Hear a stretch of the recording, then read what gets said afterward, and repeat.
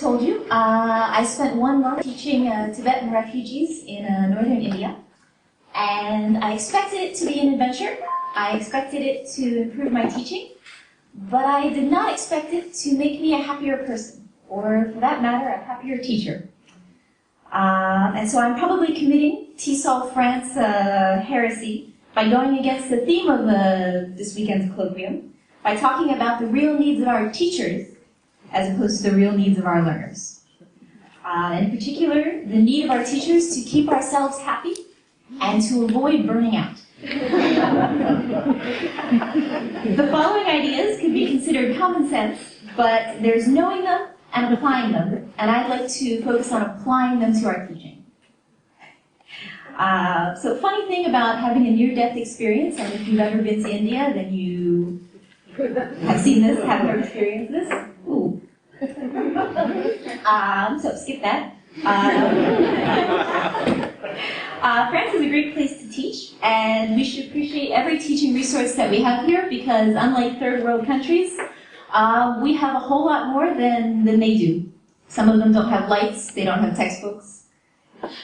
We can also, as you can see from the picture, compare ourselves to people that don't have the same resources that we do. If you aren't as smart as we are. Life is about suffering. Suffering is a very normal part of life. But what makes it suffering is the way you respond to it, the way you think about it.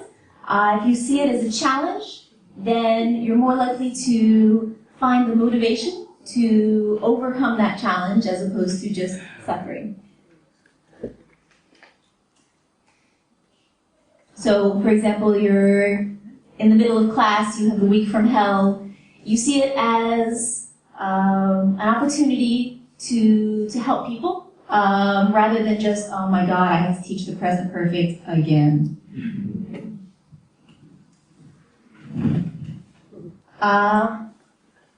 We all have people that we can't stand, from students to administrators to teachers.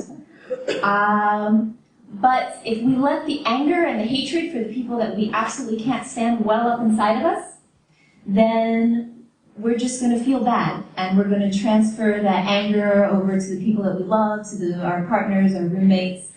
So why not think about the positive qualities that they have? What's good about them? Maybe they drive you crazy, but they're organized, or they're a good parent.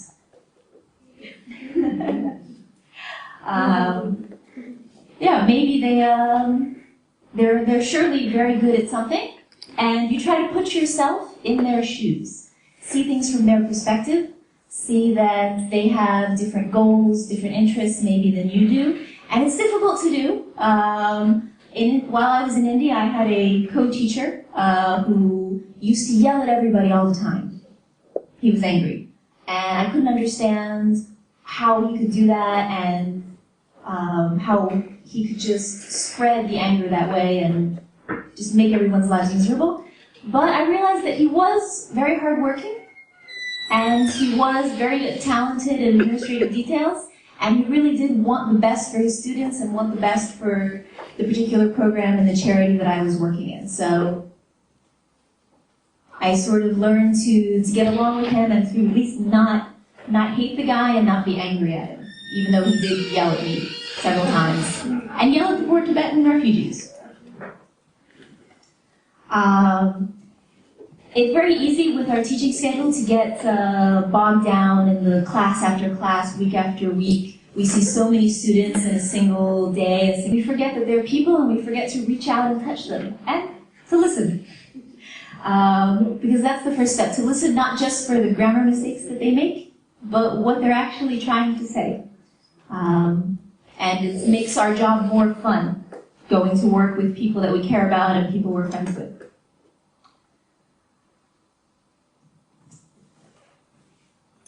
To be great, they tell you that the devil is in the details, but to be happy, you have to let the details go. The mistakes that you've made or the little things that have gone wrong, you just have to let it go. So you bombed a class, so a student fell asleep during your class. don't take it personally. I did have a student fall asleep during one of my classes in India. Normally I would be very upset, especially when I'm in France, if the student even yawns. But there, she fell asleep.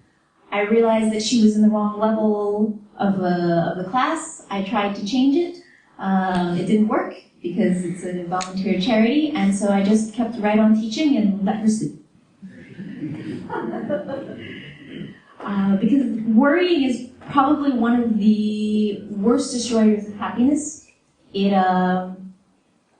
It stays with you all the time if you let it. So there's an expression that if you can solve it, then solve it. So why worry? If you can't solve it, then again, why worry?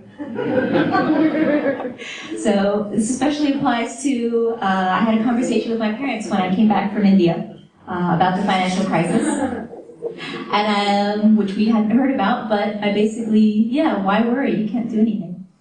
So this includes public speaking. Worrying before public speaking, you do as much as you can before you get up here. But even the Dalai Lama himself admitted that he has trouble public speaking sometimes, and what he finds helps is just to remember to do the best that he can and to sincerely help people. So that goes along with the ideas of not thinking that you're a miracle worker. You're not going to make students fluent in 20 hours. You're not going to make 100% of your students happy all the time.